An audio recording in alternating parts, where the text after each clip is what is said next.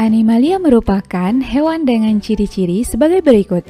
Bersifat multiseluler atau memiliki banyak sel, selnya bersifat eukariotik, artinya sel memiliki membran inti, tidak mempunyai dinding sel, bersifat heterotrof atau tidak bisa menghasilkan makanan sendiri, mampu bergerak secara aktif, dan sebagian besar kingdom Animalia ini bereproduksi secara seksual. Kingdom Animalia dapat dikelompokkan menjadi beberapa jenis. Pertama, berdasarkan simetri tubuhnya. Berdasarkan simetri tubuh, Animalia dibedakan menjadi tubuh dengan simetri radial dan simetri bilateral. Tubuh yang memiliki simetri radial akan tersusun melingkar. Jika dipotong, maka akan dihasilkan potongan tubuh dengan bentuk yang sama. Contoh Animalia yang memiliki simetri radial adalah Phylum Porifera, Solenterata, dan Echinodermata. Sedangkan pada simetri bilateral, bagian tubuh tersusun bersebelahan dengan bagian lainnya. Jika dipotong, maka dihasilkan bagian yang sama antara sisi kanan dan kiri. Contohnya pada filum Annelida, Platyhelminthes, Nemathelminthes, Mollusca, Arthropoda, dan semua vertebrata. Pengelompokan Animalia berikutnya adalah berdasarkan lapisan penyusun tubuh. Terdiri dari lapisan diploblastik dan triploblastik.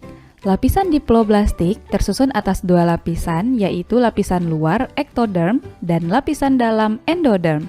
Sedangkan triploblastik terdiri dari tiga lapisan, yaitu lapisan luar ektoderm, tengah mesoderm, dan dalam endoderm. Nah, hewan-hewan triploblastik juga dibedakan berdasarkan ada tidaknya rongga tubuh, yaitu Acelomata merupakan hewan yang tidak mempunyai rongga di antara usus dan tubuh terluarnya, contoh filum Platyhelminthes. Pseudocelomata merupakan hewan yang mempunyai rongga dalam saluran tubuh yang berisi cairan tanpa dibatasi jaringan dari mesoderm, atau disebut juga rongga semu, contoh Nemathelminthes. Celomata memiliki rongga tubuh yang berisi cairan dan mempunyai batas yang berasal dari jaringan mesoderm, contoh Annelida. Berdasarkan ada atau tidaknya tulang belakang, kingdom Animalia dibagi menjadi dua, yaitu invertebrata dan vertebrata. Invertebrata merupakan hewan yang tidak memiliki tulang belakang, sebaliknya vertebrata memiliki tulang belakang. Dan filum-filum yang termasuk divisi invertebrata antara lain Porifera, Cnidaria, Platyhelminthes, Nemathelminthes, Annelida, Mollusca, Echinodermata, dan Arthropoda. Kita akan membahasnya satu persatu. Kita mulai dari filum Porifera. Porifera merupakan hewan dengan tubuh berpori atau dikenal juga dengan hewan spons. Hewan ini memiliki karakteristik umum sebagai berikut. Memiliki simetri tubuh radial, tubuhnya terdiri dari dua lapisan atau diploblastik. Porifera berkembang biak dengan dua cara, secara aseksual dengan tunas dan fragmentasi, sedangkan secara seksual dengan hermaprodit. Hewan ini hidup menetap di dasar perairan.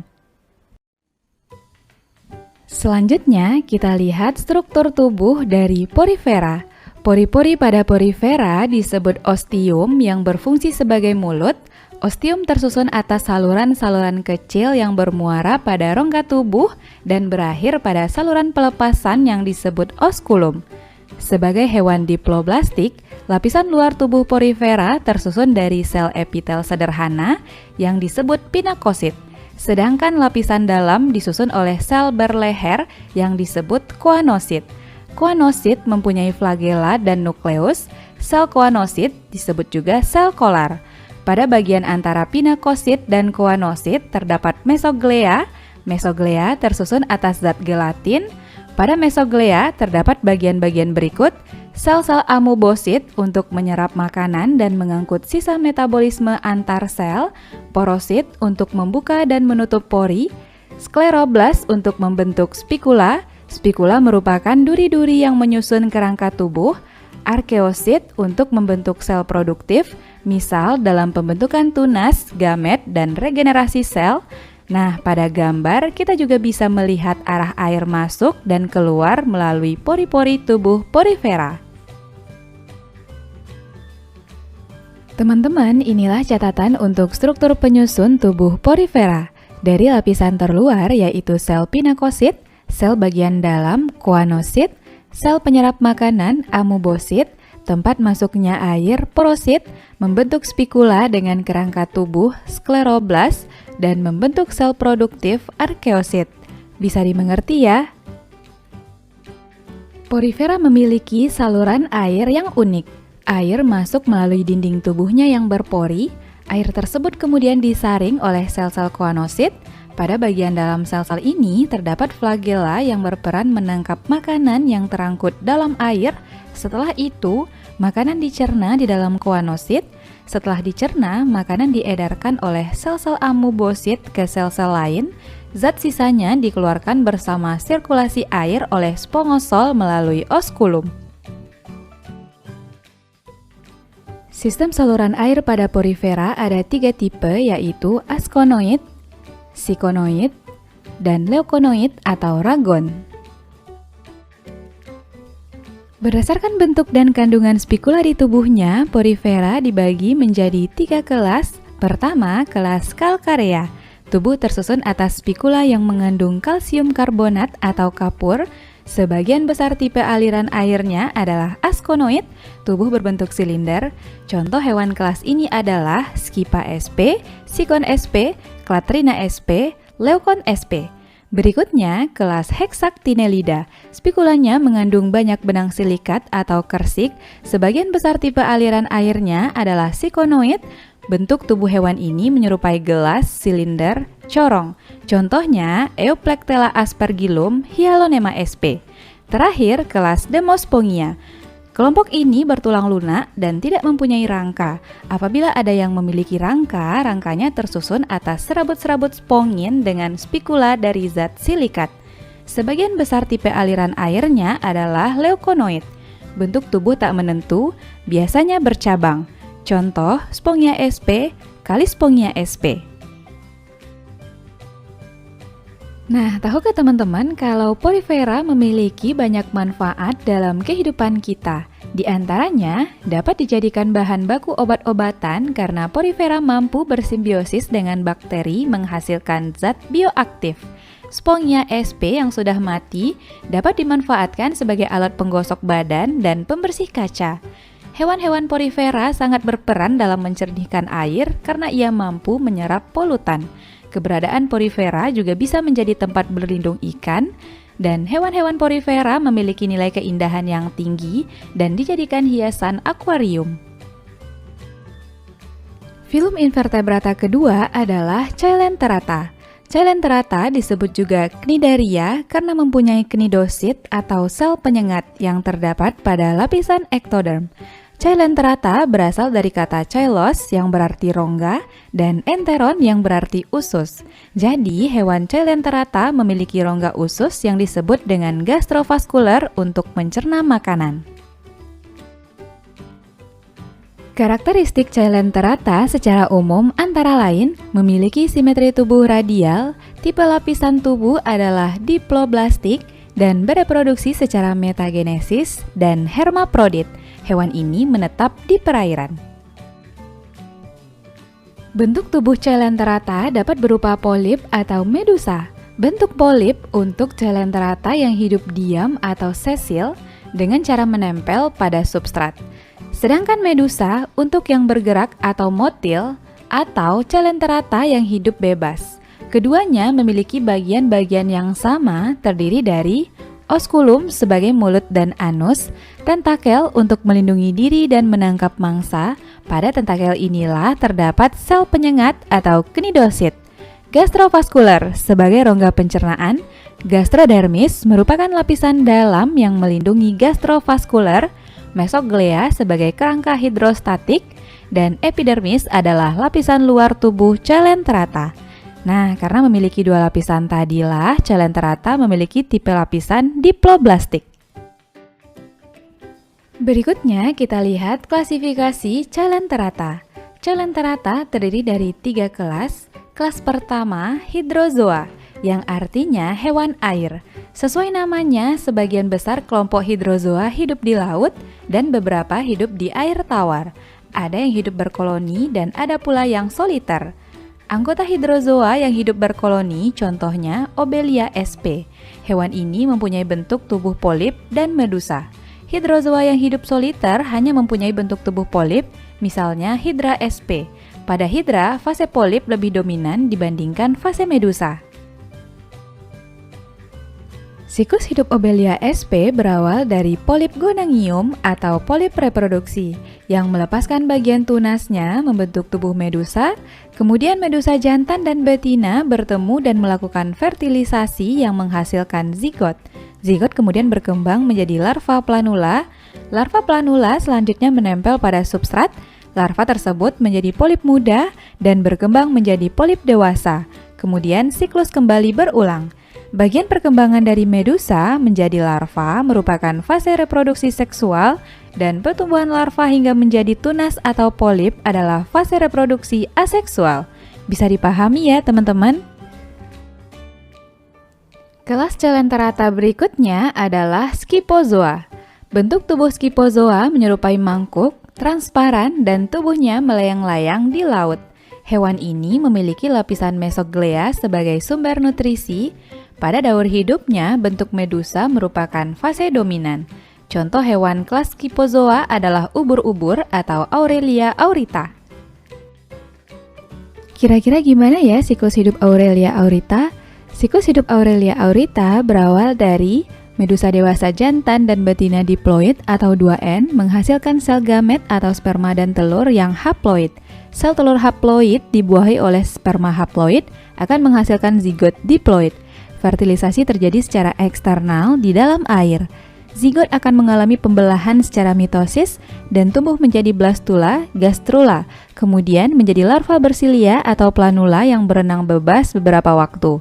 Planula kemudian menempel pada suatu substrat dan tumbuh menjadi larva polip berukuran kecil yang bertentakel disebut Scyphistoma. Pada bulan-bulan tertentu, Scyphistoma membentuk strobila muda. Strobila muda berkembang menjadi strobila dewasa yang menghasilkan setumpuk bakal medusa muda atau evira.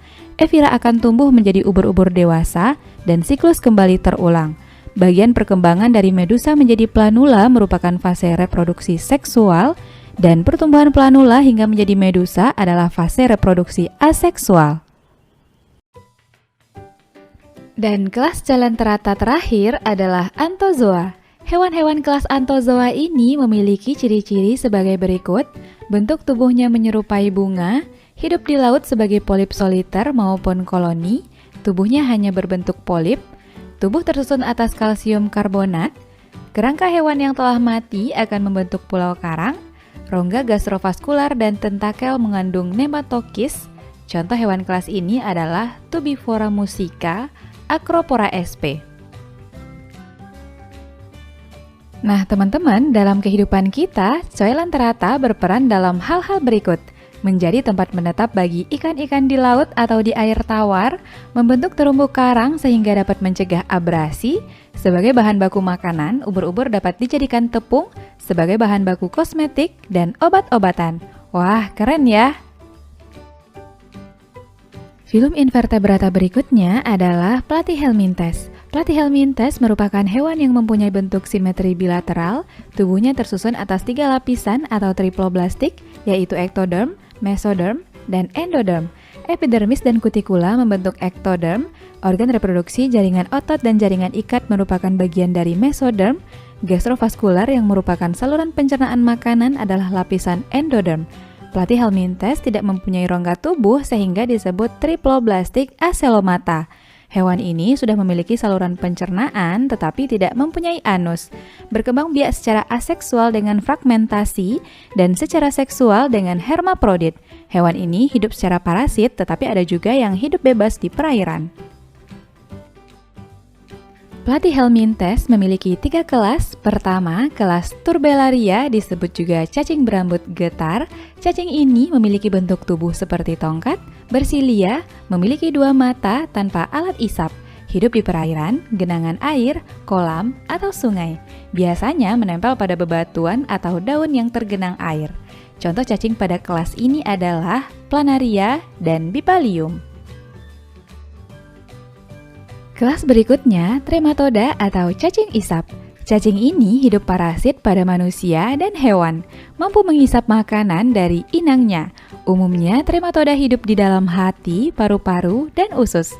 Permukaan tubuh tidak bersilia, tubuh ditutupi oleh kutikula. Di sekitar mulut terdapat satu atau lebih alat isap atau saker. Saker ini dilengkapi dengan gigi kitin. Contoh hewan kelas ini adalah Phaseola hepatica atau cacing hati. Cacing hati hidup sebagai parasit pada hati domba, umumnya terdapat dalam domba, umumnya terdapat dalam kantong empedu hewan ternak. Ia menyerap sari makanan dari inangnya dan bersifat hermaprodit. Berikut ini adalah daur hidup cacing hati atau Phaseola hepatica. Siklus berawal dari dalam tubuh inang, misalnya pada sapi. Di dalam tubuh sapi, Phaseola hepatica berupa metaserkaria dewasa akan memproduksi sperma dan ovum, kemudian akan melakukan pembuahan. Telur yang sudah dibuahi akan keluar dari tubuh inang bersama feses. Ketika jatuh di tempat yang sesuai, telur tersebut akan menetas dan menjadi mirasidium. Mirasidium lalu akan berenang di perairan sekitar 8 hingga 20 jam. Apabila menemukan siput air, maka mirasidium akan masuk ke tubuhnya. Namun jika tidak bertemu siput, kemungkinan ia akan mati. Di dalam tubuh siput, cacing hati akan tumbuh menjadi sporokista dan berpartenogenesis menjadi radia dan kemudian menjadi serkaria. Serkaria keluar dari tubuh siput dengan melepaskan ekornya di rumput dan tumbuh di air. Untuk selanjutnya menjadi metaserkaria. Metaserkaria ini akan membungkus diri dengan larva sehingga bisa bertahan pada rumput dan tumbuhan lain. Jika larva ikut termakan bersama tumbuhan, maka ia akan menembus dinding usus lalu masuk ke hati. Kemudian berkembang hingga menjadi dewasa dan bertelur kembali serta mengulang siklus hidupnya.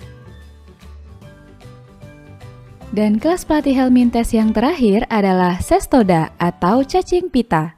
Cacing pita ini memiliki ciri-ciri tubuh berbentuk pipih panjang menyerupai pita. Tubuh terdiri atas segmen atau scolex yang dilapisi kutikula. Pada scolex terdapat 4 buah pengisap untuk melekat pada dinding usus. Cacing pita ini berkembang menjadi parasit dalam tubuh hewan dan manusia. Ia akan berkembang biak secara seksual dengan membentuk telur. Contoh cacing kelas ini adalah Taenia saginata, cacing pita sapi, dan Taenia solium, cacing pita babi. Di dalam tubuh manusia, cacing ini berkembang biak secara seksual dengan membentuk telur. Proglotit akhir yang mengandung telur masak akan lepas dari rangkaian dan keluar usus inang bersamaan dengan feses. Apabila termakan oleh sapi, telurnya akan menetas dan keluarlah larva yang disebut heksakan atau onkosfer. Larva heksakan akan menembus dinding usus sapi menuju jaringan otot dan jaringan lain, sehingga berkembang menjadi Cysticercus. Jika daging sapi mengandung Cysticercus termakan manusia, maka akan berkembang menjadi cacing pita dewasa di dalam usus, dan siklus kembali berulang. Nah teman-teman, platyhelminthes memiliki peranan yang dapat menguntungkan, tetapi lebih banyak merugikan dalam kehidupan kita. Kelas platyhelminthes yang menguntungkan yaitu Turbellaria. Ia dapat menjaga keseimbangan ekosistem air dengan menjadi makanan bagi ikan di perairan. Sedangkan kelas Trematoda dan Cestoda menjadi parasit yang dapat mengganggu kesehatan dalam tubuh hewan dan manusia. Itulah karakteristik dan klasifikasi filum platyhelminthes. Bisa dipahami ya? Kita lanjut ke filum keempat yaitu Nemathelminthes. Nemathelminthes disebut juga cacing gilik karena ukurannya yang kecil seperti benang.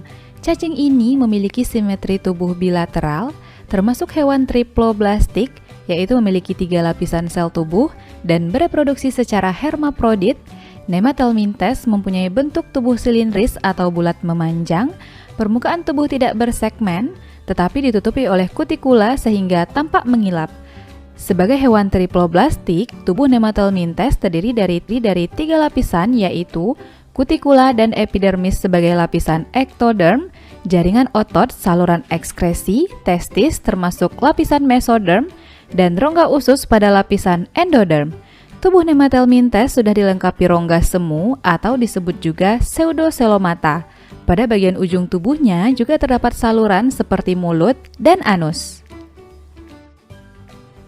Nematelmintes hidup bebas dalam air dan tanah. Ada juga yang parasit pada tanaman dan saluran pencernaan manusia. Contoh Nematelmintes parasit dan merugikan manusia adalah Ascaris lumbricoides atau cacing gelang, menghisap nutrisi makanan di usus halus manusia. Wuchereria bancrofti atau cacing filaria, menyebabkan penyakit elephantiasis atau kaki gajah.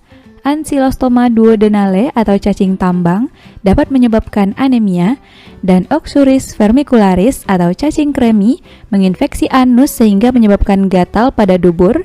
Nah, kita perlu menjaga kebersihan tubuh kita ya, agar terhindar dari gangguan cacing-cacing tersebut. Film berikutnya adalah Annelida. Cacing ini memiliki simetri tubuh bilateral dan termasuk hewan triploblastik, serta bereproduksi secara hermaprodit. Tubuh Annelida telah mempunyai rongga atau selom dan memiliki segmen. Tubuhnya juga dilapisi kutikula, mempunyai sistem peredaran darah yang tertutup dan sistem syaraf yang tersusun seperti tangga tali. Sebagai hewan triploblastik, penyusun tubuhnya terdiri dari lapisan ektoderm, mesoderm, dan endoderm. Beginilah struktur tubuh dari Annelida.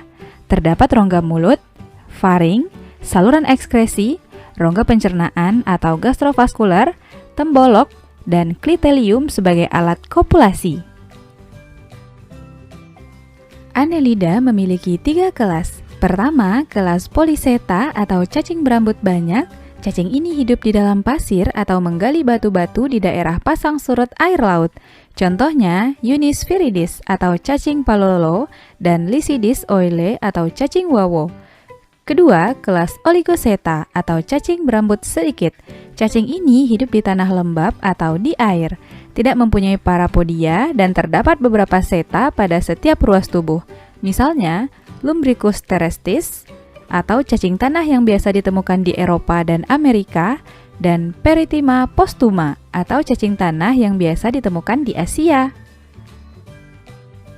Kelas ketiga adalah Hirudinea atau lintah. Hirudinea hidup sebagai parasit pada permukaan tubuh inang. Tubuhnya agak pipih, memiliki segmen hanya pada bagian luar tubuh, serta tidak mempunyai rambut, parapodia, dan seta. Pada bagian anterior dan posterior terdapat alat pengisap atau sucker. Alat ini untuk menempel pada mangsa dan menghisap darahnya. Pada saat merobek bagian tubuh inang, hewan Hirudinea mengeluarkan zat anestetik atau penghilang rasa sakit. Selama menghisap, darah tidak akan membeku karena tubuh Hirudinea menghasilkan hirudin, yaitu zat anti pembeku darah atau antikoagulan. Contoh kelas Hirudinea ini adalah Hirudo medicinalis atau lintah dan Hemadipsa zeylanica atau pacet. Sampai di sini teman-teman bisa memahaminya ya.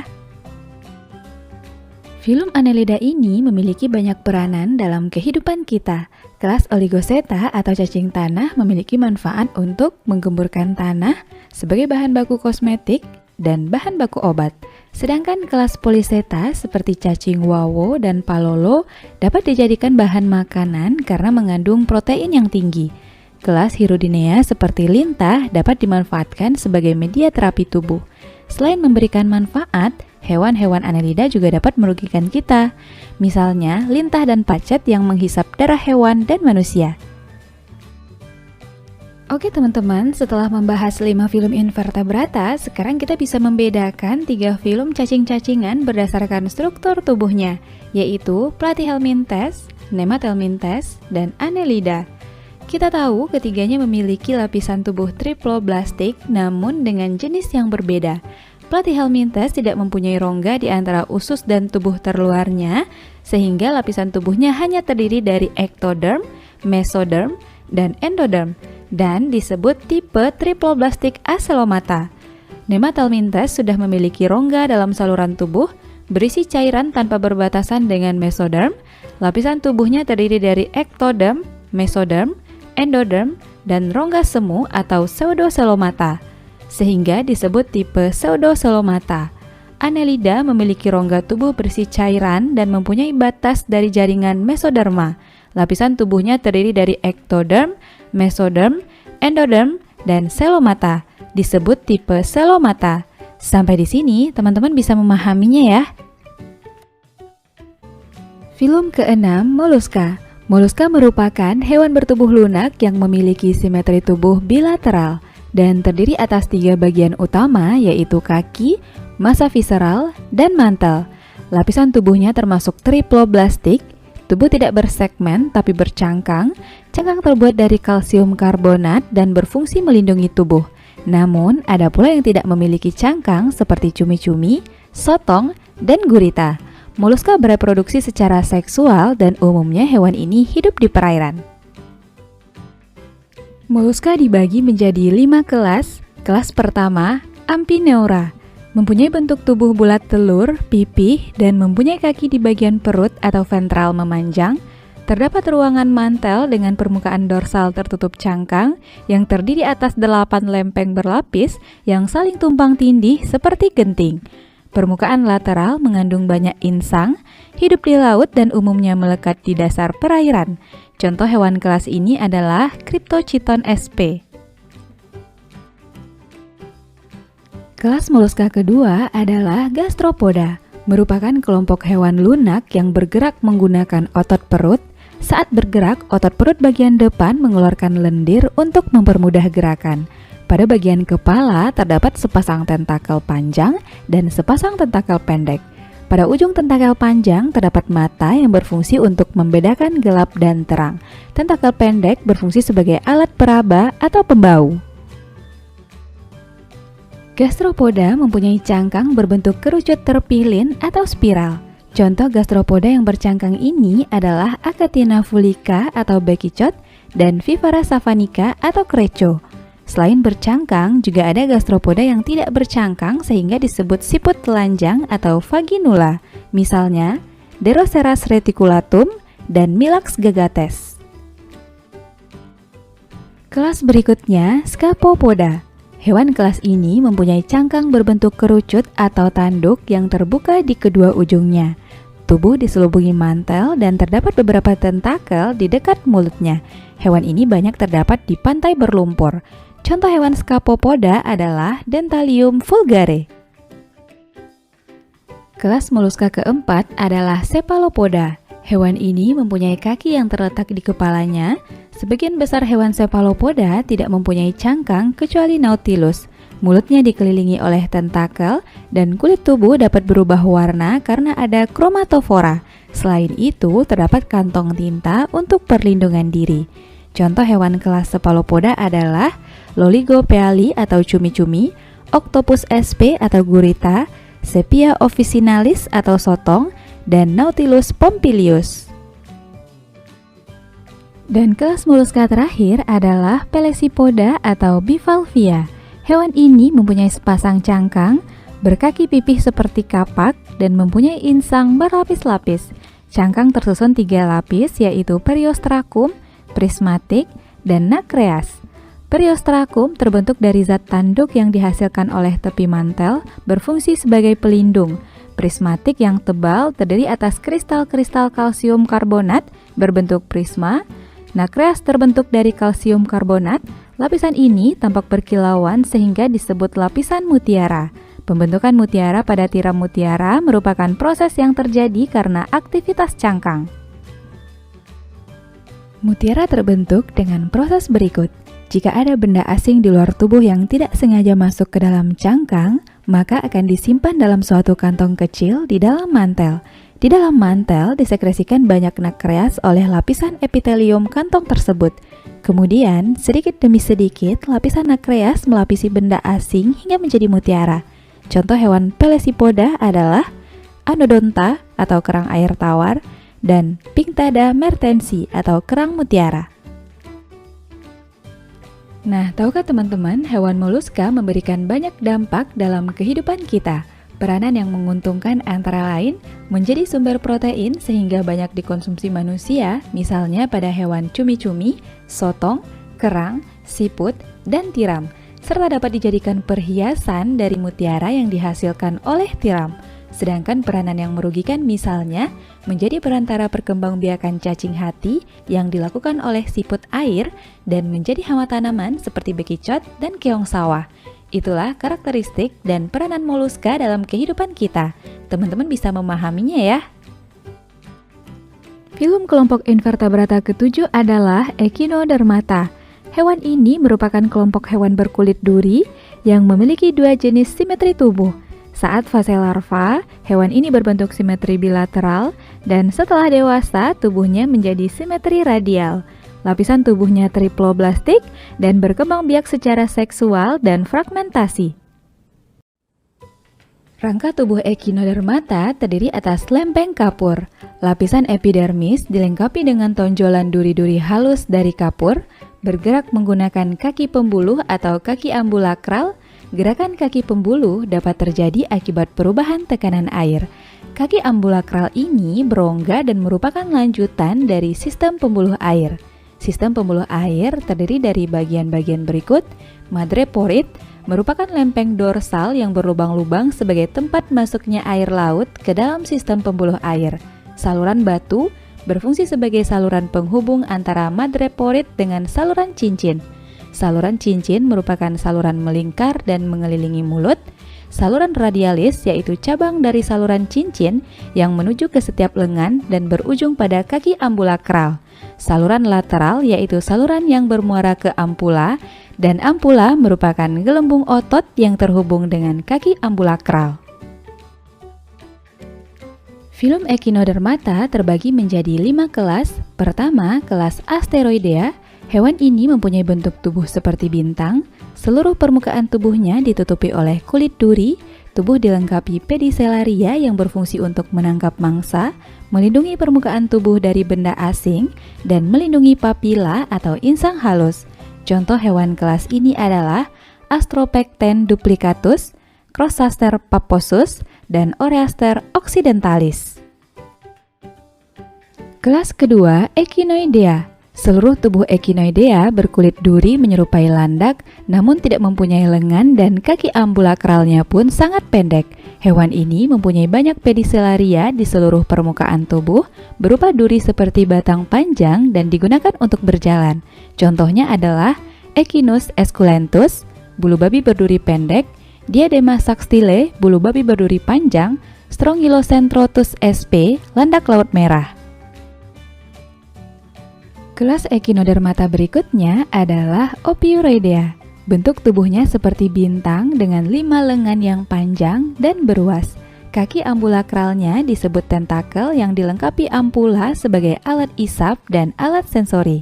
Alat tersebut berguna untuk memasukkan makanan ke mulut. Contoh hewan Ophiuroidea adalah Ophiontrix fragilis dan Gorgonocephalus sp. Keempat, kelas Crinoidea. Berbentuk seperti bunga lili sehingga dinamakan lili laut. Hewan ini mempunyai lengan yang panjang berjumlah 5 atau kelipatannya. Lengan tersebut bentuknya mirip daun sehingga disebut pinula. Di sekitar mulut terdapat tentakel yang disebut ciri. Hewan ini tidak memiliki kaki ambulakral dan ampula. Crinoidea umumnya hidup di laut dalam dengan cara menempel di dasar laut, di barisan koral, atau membentuk taman laut. Contoh hewan kelas Crinoidea ini adalah Holopus sp atau lili laut tidak bertangkai, Antedon sp, Tilocrinus pinnatus atau lili laut bertangkai, dan Metaricanus interreptus. Kelas Echinodermata terakhir adalah Holoturoidea, disebut juga dengan timun laut atau teripang. Bentuk tubuhnya tidak berduri, hewan ini bisa mengubur diri dalam lumpur atau pasir dengan menampakkan bagian akhir dari tubuhnya. Saat tersentuh, tubuhnya akan mengerut. Contohnya, Holoturia atra atau teripang hitam, Cucumaria atau timun laut, dan Thione sp.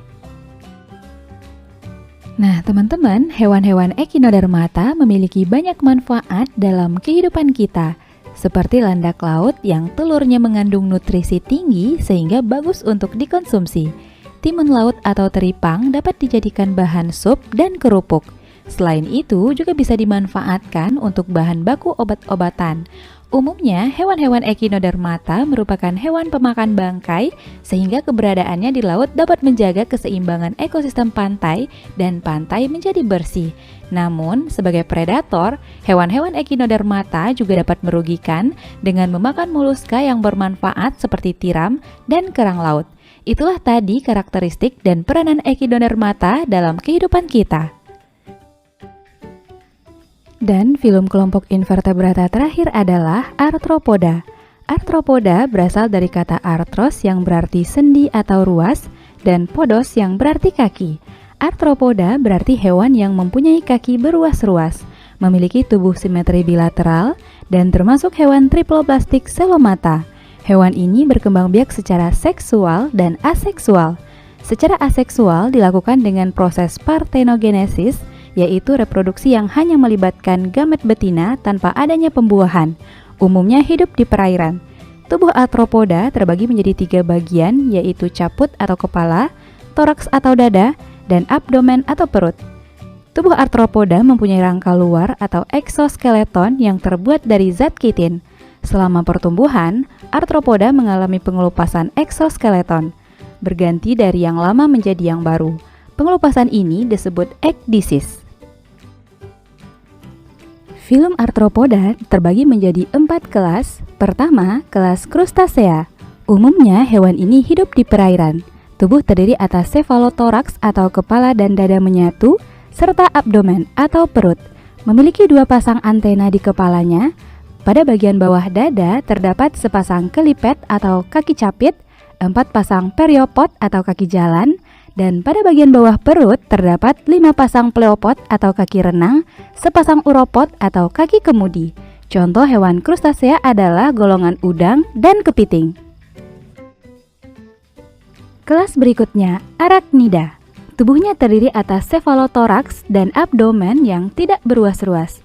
Pada bagian kepala terdapat 2 pasang mulut, yaitu sepasang kalisera dan sepasang pedipalpus. Kalisera berbentuk seperti gunting, berfungsi untuk merobek dan melumpuhkan mangsa. Pedipalpus berfungsi sebagai indera, tangan, alat kopulasi. Pada bagian cephalothoraks terdapat 4 pasang kaki. Alat indera hewan kelas ini berupa mata sederhana berjumlah 8 buah. Arachnida terbagi menjadi beberapa ordo, yaitu Scorpionida atau kalajengking, Arachnoida atau laba-laba, dan Acarina atau caplak. Kelas arthropoda ketiga, Myriapoda atau hewan berkaki banyak. Tubuhnya terdiri atas caput dan abdomen saja. Myriapoda dibagi menjadi 2 ordo, yaitu Chilopoda seperti lipan dan Diplopoda contohnya kaki seribu. Kelas Chilopoda memiliki 1 pasang kaki pada tiap ruas. Pada ruas belakang kepala terdapat sepasang taring bisa atau maxilliped yang berfungsi untuk membunuh mangsa. Kelompok ini termasuk karnivora. Sedangkan kelas Diplopoda mempunyai 2 pasang kaki di setiap ruas tubuh. Kelompok ini termasuk herbivora sehingga tidak memiliki taring. Dan kelas arthropoda terakhir adalah Insecta atau serangga. Insecta disebut juga hexapoda karena mempunyai 6 buah kaki. Tubuhnya beruas-ruas dan terbagi menjadi 3 bagian, yaitu caput atau kepala, toraks atau dada, dan abdomen atau perut. Pada bagian kepala terdapat sepasang mata majemuk atau faset, mata tunggal ocellus, sepasang antena sebagai alat peraba, dan mulut. Dada atau toraks terdiri atas 3 ruas, yaitu protoraks, mesotoraks, dan metatoraks. Juga terdapat 3 pasang kaki yang beruas-ruas. Pada bagian perut atau abdomen terdapat alat pernafasan atau spiraculum dan alat perkembangbiakan. Mulut serangga juga berbeda-beda disesuaikan dengan fungsinya. Jenis-jenis mulut serangga yaitu mulut tipe penggigit dan pengunyah, misalnya pada belalang, mulut tipe penusuk dan pengisap seperti pada walang sangit, mulut tipe pengisap, misalnya mulut kupu-kupu, mulut tipe penjilat, contohnya mulut lalat, dan mulut tipe penjilat dan pengisap pada lebah. Nah, teman-teman bisa membedakan tipe mulut serangga ini ya. Selain jenis mulut, pengelompokan serangga juga dilakukan berdasarkan proses daur hidup atau metamorfosisnya. Ada dua jenis metamorfosis pada serangga, yaitu Homo metabola, serangga yang mengalami metamorfosis sempurna. Daur hidup Homo metabola terdiri dari telur, larva, pupa, imago, misalnya pada kupu-kupu. Hemimetabola, yaitu serangga yang mengalami metamorfosis tidak sempurna. Daur hidup hemimetabola berawal dari telur menjadi nimfa, hewan muda, dan imago. Contohnya pada belalang. Nah, ordo yang bermetamorfosis Homo metabola yaitu Lepidoptera, misalnya pada kupu-kupu dan ngengat, Diptera pada lalat dan nyamuk, Coleoptera, kumbang dan tomcat, Hymenoptera, lebah madu dan semut. Dan contoh ordo yang bermetamorfosis hemimetabola, Odonata, contohnya pada metamorfosis capung, Isoptera pada rayap, Orthoptera pada belalang dan jangkrik, Hemiptera walang sangit dan kepik, Homoptera dialami oleh kutu daun dan wereng. Setiap kelas arthropoda ini memiliki peranannya masing-masing. Krustasea dimanfaatkan sebagai bahan makanan karena berprotein tinggi, misalnya udang, lobster, kepiting. Hewan ini juga berperan sebagai zooplankton dan makanan bagi ikan di ekosistem perairan, misalnya Branchiopoda, Ostracoda, Copepoda. Arachnida bersifat merugikan manusia, contohnya caplak yang mengakibatkan penyakit kudis, Ododectes densinosus atau tungau kudis telinga, menyerang anjing dan kucing. Namun ada yang bermanfaat untuk mengendalikan populasi serangga, terutama serangga hama. Diplopoda mempunyai kemampuan mengurai bahan organik menjadi humus. Insekta atau serangga dapat menguntungkan manusia dan tumbuhan. Contohnya lebah madu, ulat sutra, kupu-kupu yang membantu penyerbukan. Itulah karakteristik dan peranan arthropoda dalam kehidupan kita. Bisa dipahami ya?